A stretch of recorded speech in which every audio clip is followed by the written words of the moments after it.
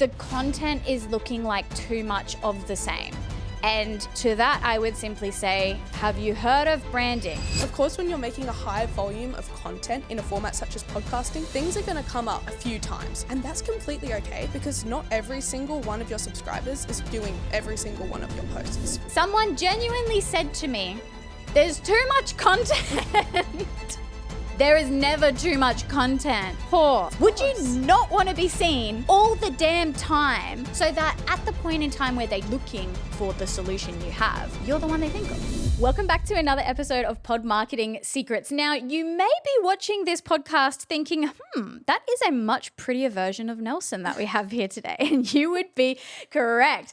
I have brought on with us today one of our incredible social media managers, Sophie. Now, I will highlight here, we are very particular about letting our staff earn their place to come on the podcast. And Sophie has well and truly done that. Just to give you a bit of context on Sophie, she has basically achieved millions of views for our podcasting partners. She has been behind a lot of the strategies for those views and also has been responsible for contributing to hundreds of thousands of dollars so far worth of sales for our podcasting partners. So thought it was about time we brought her on the podcast, took the training wheels off.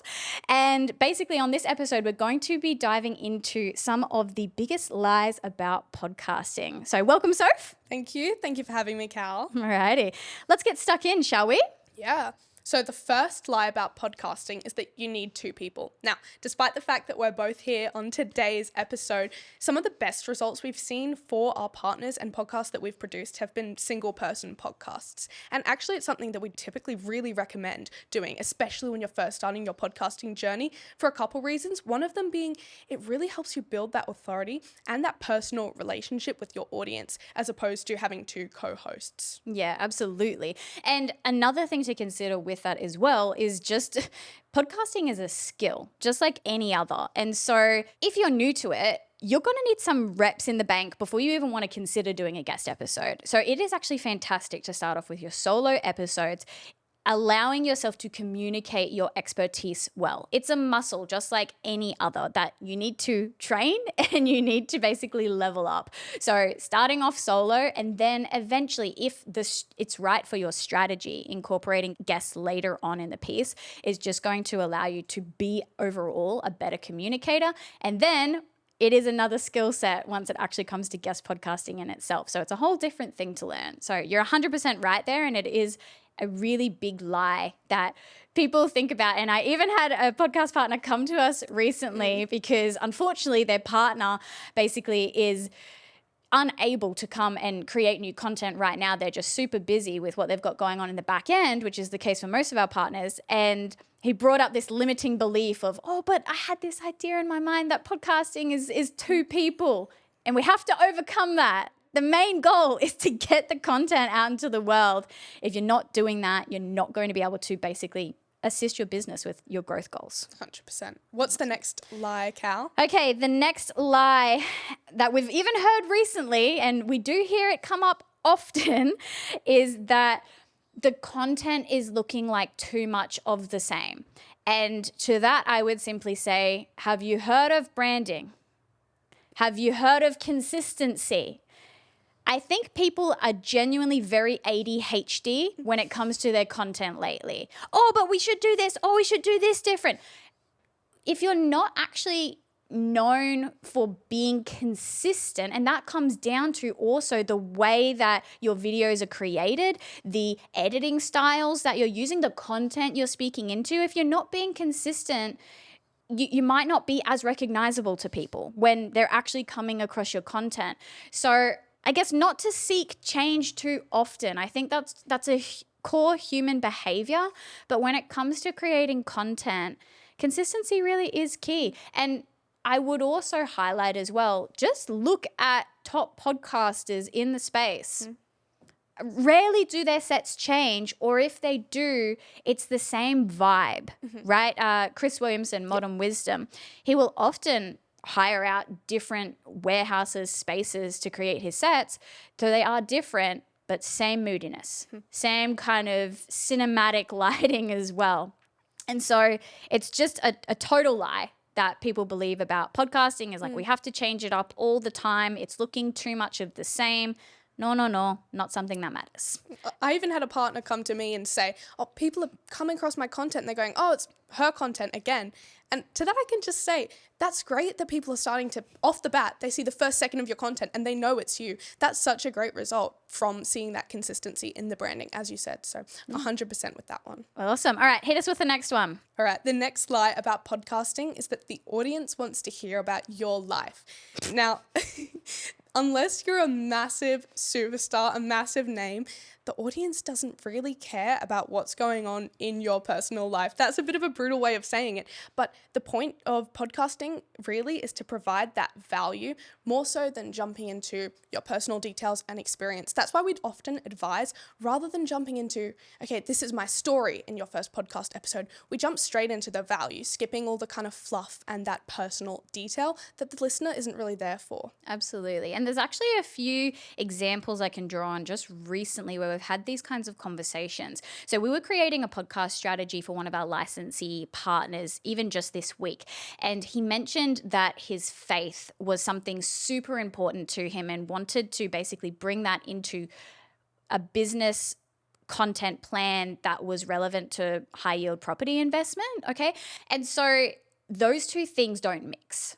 Right? We have a strategy that is geared towards getting people into property. It's very businessy, okay, at its core, versus something such as faith. Now, that's all of this is not to say that you cannot bring those elements of yourself in through your content, and you absolutely should do that, because ultimately, especially if we're looking at building personal brand, all of those quirky elements of yourself are what make your content unique, okay? And so we also had another instance this week where somebody was very terrified because they felt like, well, crap, I just have to provide education and value. But a lot of what they had done previously in content had been centered around their storytelling.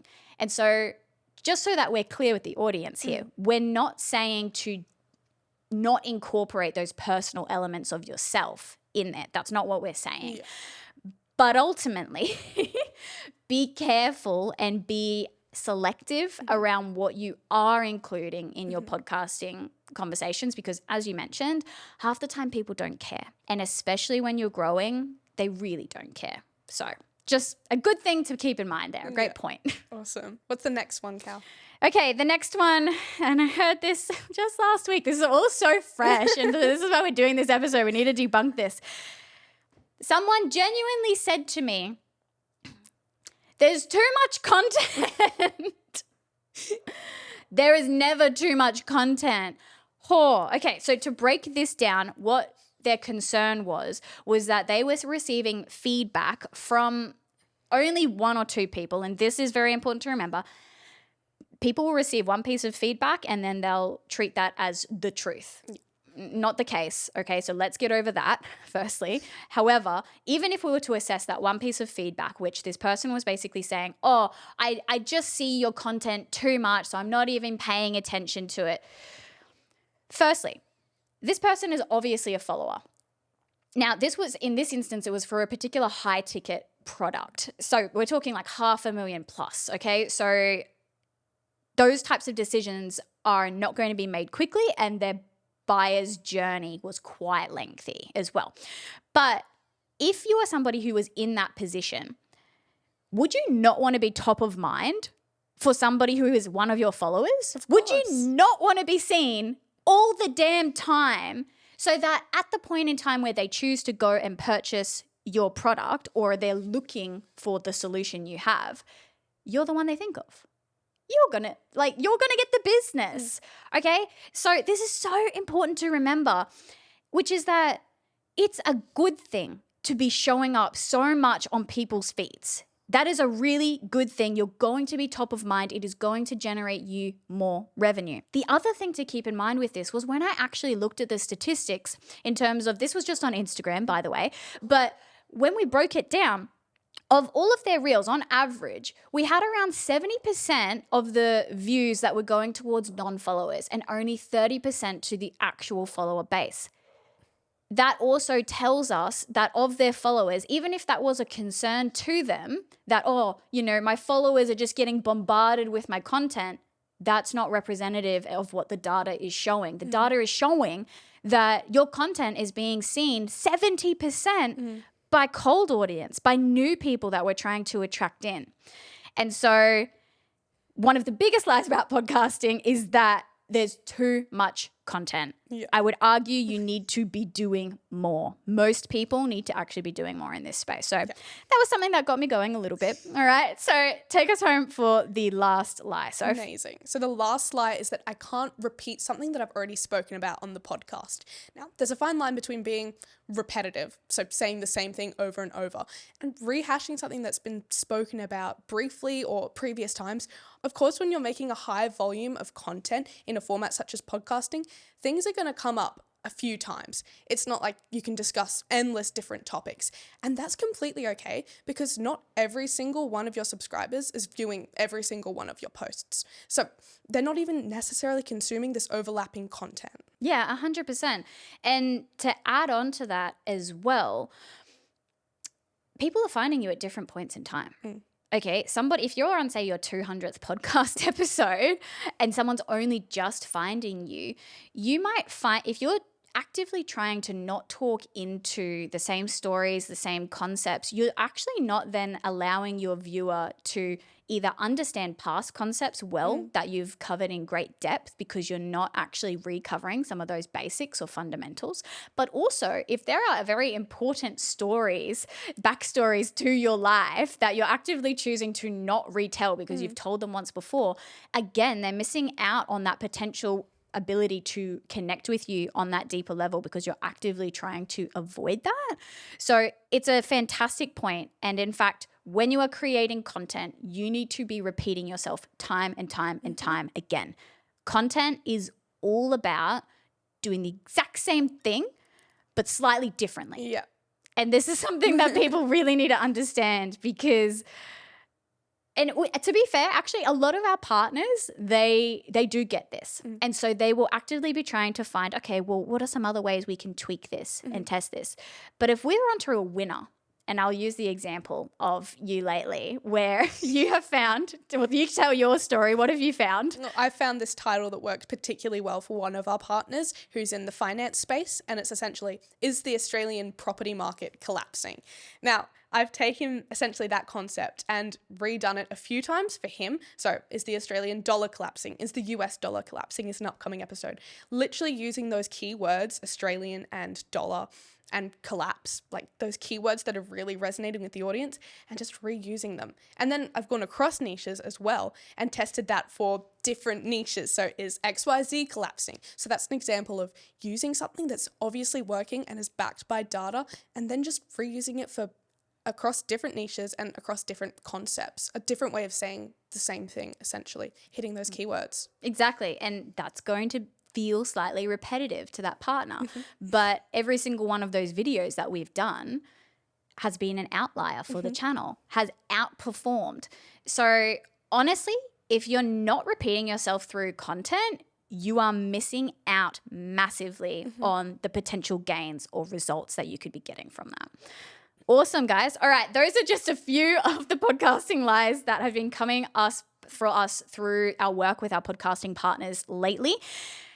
Now, what I'd like to hear from you, audience, is what are some of the things that you're thinking about podcasting that you question whether or not they might be true or false? Feel free to drop some comments down below. We'll be more than happy to confirm or deny any of those thoughts that you're having as it relates to podcasting. But hopefully you enjoyed as well this episode, the first episode with Sophie. How do you think you went? Okay. Amazing. You'll be seeing some more of Sophie as we continue to go, guys. Feel free to like, subscribe, and share with anybody that this might be beneficial to. And we'll see you in the next episode of Pod Marketing Secrets. Cool. Nice.